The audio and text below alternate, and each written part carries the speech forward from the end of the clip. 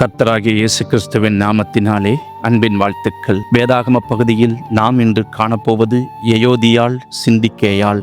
எயோதியாளும் சிந்திக்கேயாளும் பிலிப்பு பட்டண ஆற்றங்கரையில் லீதியாளோடும் மற்றும் வேறு சில பெண்களோடும் பவுலின் மூலம் நற்செய்தியை கேட்டு இயேசு கிறிஸ்துவை விசுவாசித்து அவரை ஏற்றுக்கொண்டவர்கள்.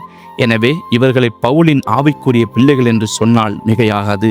அது மாத்திரமல்ல, பிலிப்பியர் 4:3 சொல்லுகிறபடி பவுலோடு இணைந்து உடன் ஊழியராயும் ஊழியம் செய்தார்கள். பவுல் செய்த ஊழியத்திற்குரிய பண தேவைகளுக்கும் கொடுத்து உதவினார்கள். பிலிப்பு பட்டண ஆற்றங்கரையில் இந்த பெண்களுக்குத்தான் முதலில் பவுலின் மூலம் நற்செய்தியை கேட்கும் பாக்கியம் கிடைத்தது. இவர்கள் இருவரும் அன்று ஆண்டவரை ஏற்றுக்கொண்ட பின் இவர்கள் மற்ற பெண்களுக்கு நற்செய்தி சொல்வதில் ஆர்வம் காட்டினார்கள். மேலும் பிலிப்பு பட்டணத்தில் சபையின் உருவாக்கத்திலும் வளர்ச்சியிலும் உதவியாக இருந்தார்கள். இவர்கள் இருவருடைய குடும்பங்களை பற்றிய விவரம் ஏதும் வேதத்தில் சொல்லப்படவில்லை.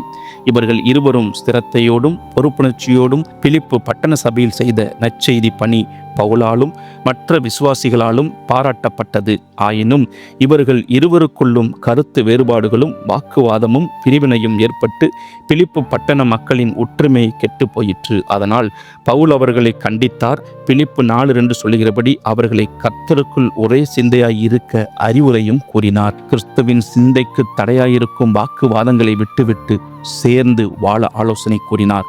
பிலிப்பு 2:5 சொல்லுகிறபடி நம்முடைய வாழ்க்கையிலும் கிறிஸ்து இயேசுவில் இருந்த சிந்தையே காணப்பட வேண்டும். கிறிஸ்துவின் சிந்தை நம்மை ஒருமனப்பட்டு ஒற்றுமைக்குள் வழிநடத்தும். பிலிப்பு 2:2 பவுல் சொல்லியிருக்கிறபடி கர்த்தருடைய பிள்ளையாகிய நாம் ஒற்றுமையுடனும் அன்புடனும் கர்த்தருடைய மகிமைக்காக வாழ வேண்டும் என்ற ஒன்றையே சிந்தித்து வாழ வேண்டும். பிலிப்பு 2:3 சொல்லியிருக்கிறபடி கர்த்தருடைய பிள்ளைகள் ஒவ்வொருவரையும் நம்மை விட மேன்மையானவர்களாக கருதும் பண்பு நமக்கு தேவை. நமது ஊழியத்தில் வளர்ச்சி ஏற்பட்டால் உடனே மற்றவர்களை விட நம்மை பெரிதாக எண்ணுகிறோம். எல்லாம் தேவனுடைய கிருபை என்று உணர்ந்து தாழ்மையோடு இருக்க வேண்டும். யாரையும் குறைவாக எண்ணக்கூடாது. எல்லோருக்காகவும் இயேசு கிறிஸ்து சிலுவையில் மரித்து இரத்தம் சிந்தினார். பிலிப்பு 2:4 சொல்கிறபடி தனக்கானவைகளை குறித்து கவனமாயிருப்பது தேவைதான். ஆனாலும் பிறருக்கானவற்றை சிந்தித்து செயல்படுவது வேதம் நமக்கு கொடுக்கும் ஆலோசனை. பிறர் நலனில் நாம் அக்கறை காட்டி வாழும்போது ஒற்றுமையும் அன்பும் வளரும். இதுதான் கிறிஸ்து இயேசுவின் சிந்தை. இப்படிப்பட்ட சிந்தை விசுவாசிகள் ஒவ்வொருவரையும் ஆட்கொள்ளும் போது விசுவாசிகளுக்குள்ளே ஒரு மனமும் ஐக்கியமும் ஏற்படும். சபையும் வளர்ந்து பெருகும். ஆனால் இதை கைகொண்டு வாழுவது லேசான காரியமல்ல. ஆனாலும் அதிகமான ஜெபம், தாழ்மை, வேத வசனத்தின் ஆலோசனைகள், பிலிப்பு 2:14 ஆகியவை நமக்குள் ஏற்படும் கருத்து வேறுபாடுகளை சரி செய்து பிலிப்பு 3:16 சொல்லுகிறபடி ஒரே சிந்தையாய் வாழ உதவி செய்யும். எயோதியாள் சிந்திக்கேயாள் ஆகிய இருவரின் பெயர்கள் ஜீவ புத்தகத்தில் எழுதப்பட்டிருந்தன.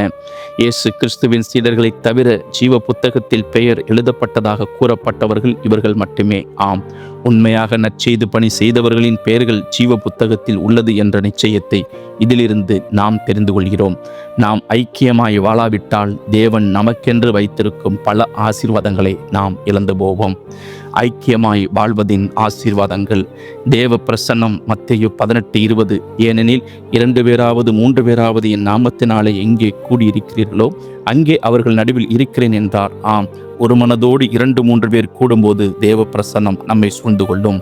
ஜெபத்திற்கு பதில் மத்தேயு 18:19. அல்லாமலும் உங்களில் 2 பேர் தாங்கள் வேண்டிக் கொள்ளப் போகிற எந்த காரியத்தை குறித்தாகிலும் பூமியிலே ஒருமனப்பட்டிருந்தால் பரலோகத்தில் இருக்கிற என் பிதாவினால் அது அவர்களுக்கு உண்டாகும் என்று உங்களுக்கு சொல்லுகிறேன். ஆம், ஒரு மனதோடு 2 பேர் ஜெபிக்கும்போது நம்முடைய ஜெபம் கேட்கப்படும். மிகுதியான பலன். பிரசங்கி 4:9.